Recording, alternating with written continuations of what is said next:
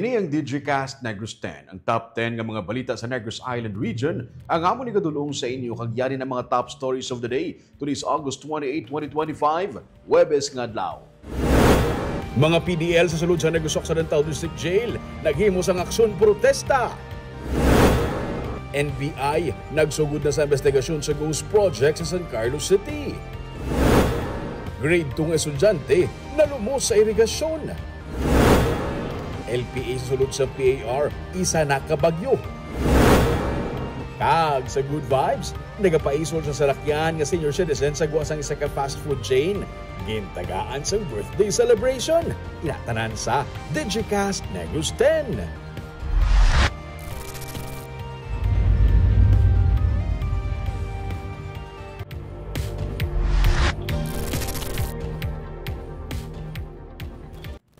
Sa number 10, low pressure area sa sulod sa Philippine Area of Responsibility ang sa karon isa na ka bagyo. Gitawag na ini nga Bagyo Jacinto. Ining ikalima nga bagyo nga nagsulod sa Pilipinas sini nga bulan sa Agosto kag ikanapulo sini nga tuig. Si Jacinto ang yara na sa 480 kilometers west sa Kubi Point sa Subic Bay. Bisan malayo ini sa duta, ang yasining nga trough o extension na nagaapekto sa pila ka mga area sa Luzon. Ginapabaskog ni Jacinto ang habagat nga nagaapekto naman kag nagadala sang ulan sa Visayas kag Mindanao. Karon sa gabi, ginapabot nga magagwa na sa Philippine Area of Responsibility si Jacinto. Kinalantaw man nga posible ini maglandfall sa Vietnam.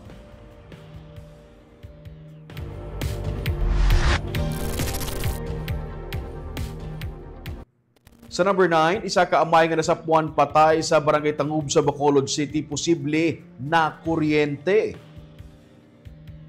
Nagwa sa investigasyon sa scene of the crime operatives nga may sunog ang bahin sa natuo nga kamot sang biktima nga nasapuan nga wala na sang kabuhi. Siya nakitaan sa idalom sang puno nga yara sa higad sang highway sa Purok 8 Barangay Tangub sa Bacolod City Miyerkules sang hapon.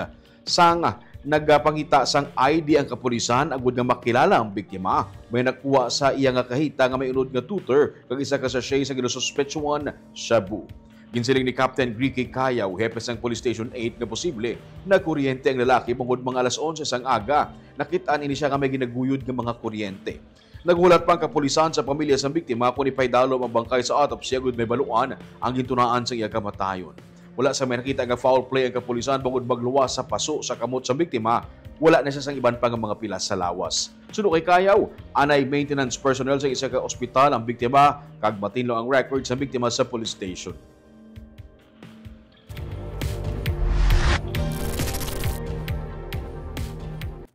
Sa number 8, Bacolod City Police Office magaruso sa gihapon sang gun ban sa Mascara Festival 2025. Nagsugod na ang pagsinapol sa Mascara Festival 2025 organizers kag Bacolod City Police Office. Sunod sa kay BCPO Director Police Colonel Joresti Coronica, masobra sa 900 ka mga pulis ang ginpahamtang sa Bacolod sa festival period sa nagdigad nga tuig, kag luyag nila nga mapadayon ang ini nga kadamuon sa pulis sa dalanon ugaling.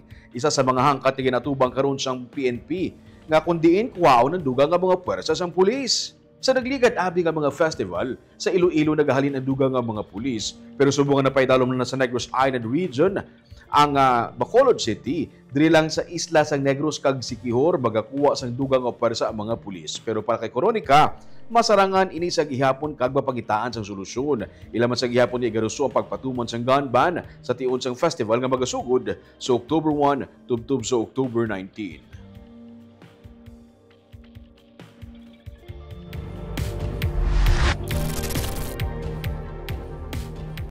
Sa number 7, isa ka mangingisda ang nalumos sa Victoria City. Nasapuan nga nagutaw-utaw ang bangkay sa isa ka senior citizen nga mangingisda sa suba sa Zone 1 sa Villa Miranda, Barangay 6A sa Victoria City, Martes nga adlaw. Nagwa sa investigasyon nga magakadto sa iya nga bangka ang 67 anyos nga biktima. Martes ang kaagahon agud nga magpreparar para magpangisda.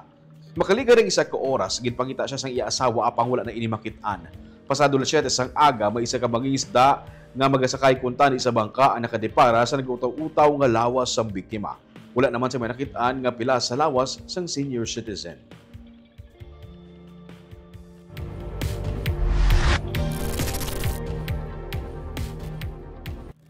Sa number 6, pamilya sang grade 2 pupil nga nalumos sa irigasyon sa Bago City nagapangayo karon sa bulig para mapalubong ang lawas ng biktima. Nagapangayo sa bulig ang pamilya sang grade 2 pupil nga nalumos sa irigasyon sakop sang Purok Kaaghuan, Barangay Maaw sa Bago City. Bangod nga tuman kapigado, wala gid kasarang ang pamilya sang 8 ka tuig nga bata nga babayi agud nga ini mapalubong. Martes ang aga, nagapanglaba sa irigasyon ang biktima upod ng iya 13 anyos nga magulang. Suno kay Police Captain Eman Anacleto, ang Deputy Chief ng Bago City PNP, ginambalan sa magulang nga lalaki ang manghod nga hindi magpaligo sa irigasyon bangod nagaulan sa bukid kag posible masulog ang daludo sa tubig. Sang nagapanghalay ang magulang, gulpi na lang naglumpat ang manghod kag wala niya ini madeparahan. Nagwa sa investigasyon sa kapulisan nga posible na anod sa mabaskog nga daludo sa tubig ang biktima. Gintiguan sa magulang nga mag-dive sa irigasyon kag pangitaon ang iyang manghod tubtob nga nag-abot ang mga personnel sang Maaw Volunteer Rescue Unit. Gidala ang biktima sa Bago City Hospital apang matapos ang pila ka minutos, siya nagtaliwan samtang gina-revive. Nagaobra ang iloy sa mag-utod sa Bago proper sang naluntad ang insidente. Sa karon, may pila na ka mga individual kag opisyales sa barangay kag sang syudad nga nagbulig sa pamilya sang bata. Para sa luyag maghatag sa bulig, makig-angot lamang sa pamilya sang bata paagi sa cellphone number 0953053760.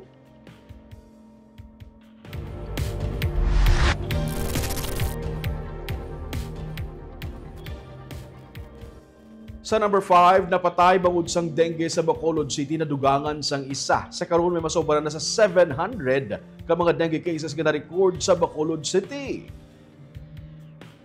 Humanin August 10 to 19 ukod Morbidity Week 33, may 14 tanan ka mga bag-o nga kaso sang dengue ang na-record kag may isa nga napatay. Isa ini kaapat ka tuig nga bata nga lalaki nga taga Barangay Villamonte. Gani kun sumahon, 5 na tanan ang napatay sini nga tuig bangod sang dengue kag may kabilugan nga 743 cases humalin sang bulan sang Enero. Nagapanguna ang mansilingan sa mga barangay nga may dengue cases nga may 78. Nagasunod ang Takuling nga may 61, Tangub may 48, Estefania may 47, kag Vista Alegre may 44. Sa Subong, mas nagjutay ang dengue cases kung ikumpara sa nagdigad nga tuig nga may 853 cases sa amuman nga period. Mas manubo ini sang 12.9%. Ang matinlo nga palibot suno sa CHO amo ang yapi para makalikaw sa makamamatay nga balatian.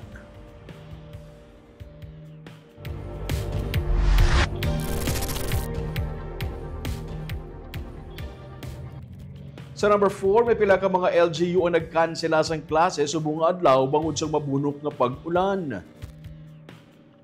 Ang Kabangkalan City kag Ilog may suspension of classes, nagdeklara man sang half-day suspension o kun sang hapon na suspend ang klase sa Hinigaran kag Hinubaan. Suno kay Office of the Civil Defense Negros Island Region Director Donato Sermeno III, may siyam ka LGU ang nagsuspend sang klase sa Negros Oriental. Sa advisory sang OCD base man sang pagwa sang Pag-asa, may pila ka bahin sa Negros Island Region ang nalakip sa heavy rainfall warning sini nga adlaw bangod sang epekto sa asinto kag habagat. Parayon man ang pagtutok sang OCD sa information dissemination sa mga pumuluyo agud tumalikawan ang anuman nga kahalitan dala sang malain nga panahon. Na kung mahimo i-intensify naton ng ang information dissemination, especially sa mga among nga mga panahon sa mga may mga weather disturbances kita. Ang mga identified natin nga areas nga prone sa flooding, prone sa landslides, kinahanglan mas mas mga signages nila dapat may ang mga LGUs provide sa mga signages para aware ang ang mga pumuluyo.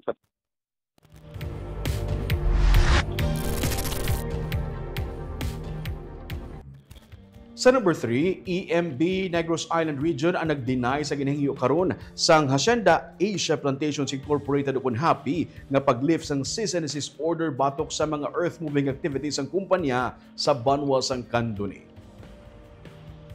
Wala labot sini, gindinay man sang EMB ang request sang happy nga mag-proceed sa construction sang 5-hectare oil palm nursery sini sa sulod sang duta nga sakop sang IFMA ukon ang Integrated Forest Management Agreement. Suno kay Vicente Losbañez ang OIC sang EMB-NIR ang Environmental Compliance Certificate application sang HAPI ang yara pa lamang sa initial phase. Ang pag-file sang application wala nag-grant sang permission sa pag-proceed sa project implementation. Bisan pa nga ang proposed area na limit lamang sa 5 ka hektarya. Dugang pa ni Losbañez, nagapabilin nga ang CDO ang ginpapanaog sang EMB 6 sadtong Hunyo 5 kag magapabilin ini tubtub ma-revoke o kon ma-lift ang ginahingyo nga ECC ang tigayon man nga makakuha sang HAPI. Suno kay Losbañez, wala man makakomply ang HAPI sa mga kondisyon sang CDO, kaangay na lamang sa ginakasugtan nga pagbutang sang siltation pond nga ilaging kasugtan sa technical conference kag ginpatigayon. Isa man sa ginasubmit o kung gipasubmit sa HAPI, suno sa kay Losbañez ang mga proposed amended Comprehensive Development and Management Plan for review kag approval sang DENR. Man dito nga ginpa-receive ko sila ang denial letter naman no. Kadtong meeting ko sila. So siling nila ang siltation fund is applicable. Ang sa ilang ilan ang ambal nga hindi applicable ang siltation fund. So ang akon dito nga ginambal sila. So kung hindi applicable ang siltation fund, ano ang inyong plano based doon sa experience nyo with other projects nyo from other projects or other location or other provinces or region ng mga projects nyo with regards sa niya nga mga kwan nga implementation. Wala pa sila kuno plano kung ano ang magiging nila, kung anong plano nila. So siling ko nga masubmit sila sa ila plano kung ano ila plano and then i-evaluate namon ini. Basi kung pwede naman siya ma-elect man ang CDO kung makomply nila ang kondisyon sa nato ng CDO.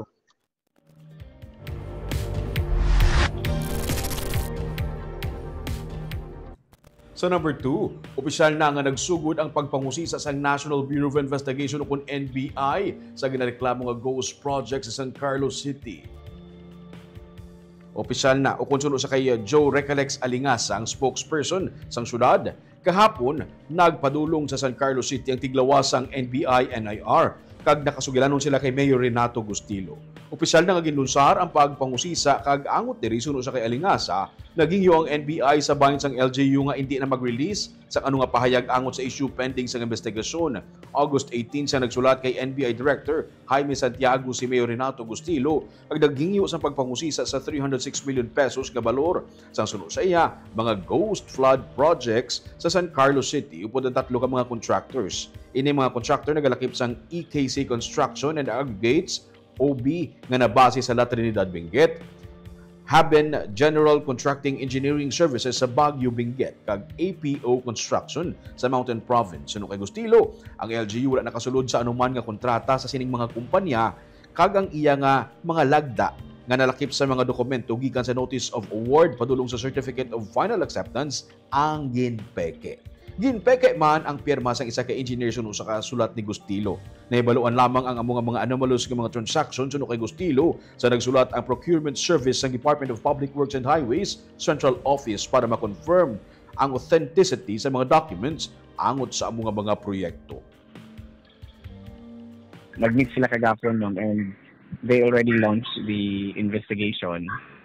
And while investigation is underway, they of course requested some sites ng LGU nga wala hindi mag-release ang ini information until further notice while the investigation is ongoing.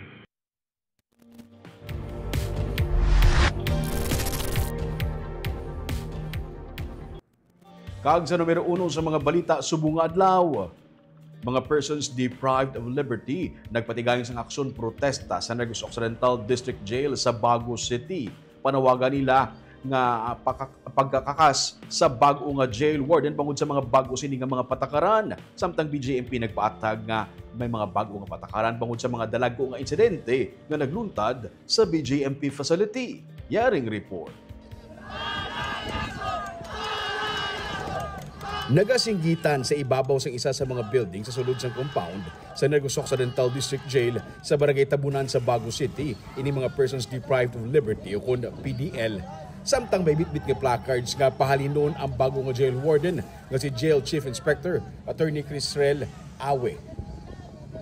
Sa tunga sang highway, may mga jail guards nga nagatindog. may mga pulis nga nagalibot sa pasilidad. Ang pamilya nga luyag magbisita sa ilahimata, wala anay pasulod. Ara lang sa guwa nagahulat. Kay na, sa sulod sa pasilidad, nagkinagamo. Sa ginsuguran ang aksyon protesta.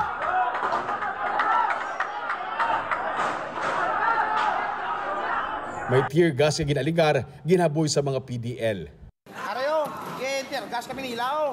Lagi pa tiro kay Resop, di lang malaki Resop. Isenda yun sa mga akses at buwan. Isenda yun.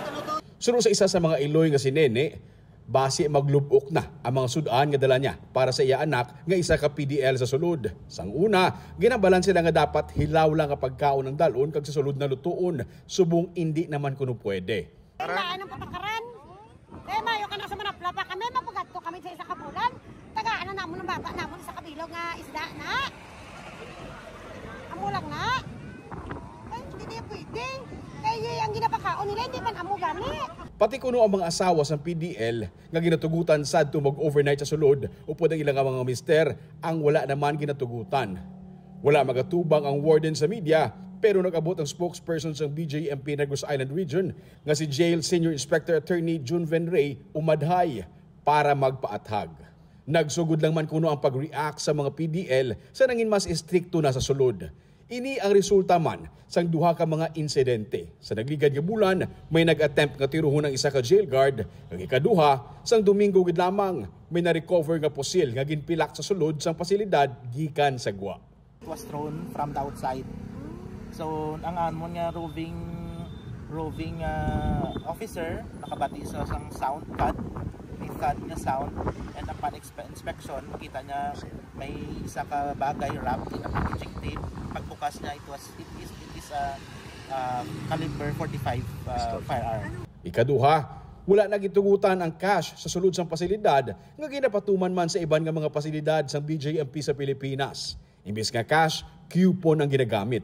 Ang presensya kuno sang kwarta sa sulod nagaresulta lang sa gamo.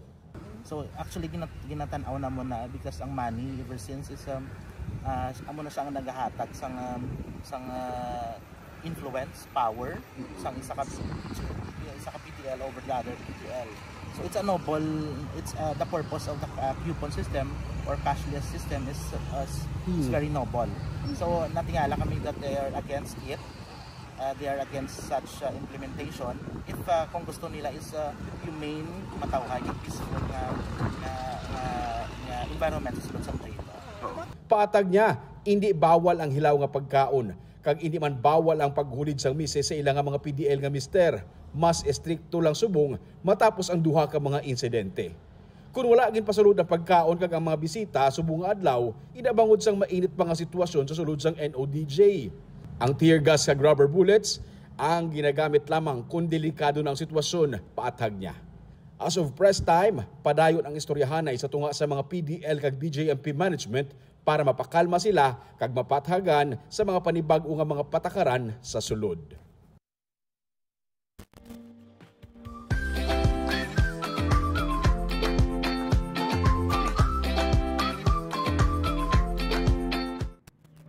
Kag sa Good Vibes, isa ka senior citizen, gintagaan sang birthday celebration sa mga crew sang isa ka fast food chain.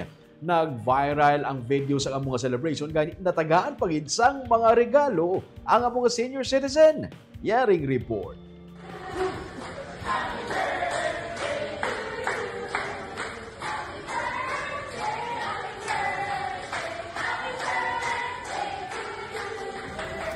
Ini ang video sa birthday celebration sang crew sang isa ka fast food chain sa Kabangkalan City para sa 66 anyos nga si Gilberto Nombre. May cake, may pa-balloons. Ang video, kuha sang first year college tourism student sa Kabangkalan City Catholic College nga si Kisha Gutera. Natabuan nga nagakaon sila sang iyang nobyo sang ginhimo ang celebration. Nanamian siya sang iya nga nakitaan gani ginkuhaan niya sang video kag ginpost sa social media. Nakibot na lang siya nga masobra na sa 1 million views ang video. I decided nga i-post man sa TikTok. Tapos wala ko ka-idea nga pag-open ko na sang TikTok ko, dito na nga damo-damo ng notification. Ga 99 na tapos mo ko hala. Talaga mo to dayon tapos ang views gaano na siya 100k. Oo, 100k kasi gigi siya nga sige ang counting some percent sa views niya, tapos damo-damo may comment. Dugay-dugay, nagbato na siya sa mga messages sa mga luyag man magpadala sang regalo sa kay Tatay Gilberto, alin sa cash, groceries, pati na bugas. Sang iya ginusisa, nadiskubrihan niya nga si Tatay Gilberto ang wala sa mga kabataan kag wala man sang asawa. Nagabaka-baka siya paisol sa mga salakyan sa parking lot, kaya mga apo niya sa hinablos nga duha ka bilog ang ginabuligan niya kag ginapa-eskwela. Kutob sa matipon niya nga kwarta sa pagsulay sa ulan kag init, nagakadto sa mga kinahanglanon nila. Kinanglan niya magbaka-baka kay para kuno sa duwa niya kaapo. Bali ang storya gali is may duwa siya kaapo nga ginasagod. Oo, may duwa siya kaapo nga ginasagod, pero ang apo niya nagali sir, iyan ka utod ya. Bali si tatay, wala siya asawa, wala man siya bata. Gani sa nabato ni tatay ang regalo sa netizens, grabe ang pagpasalamat niya. Mapasalamat ko nga buligan niyo ko. Ano pagid mo hambal sa mga staff ka Jollibee nagpa-birthday sa inyo.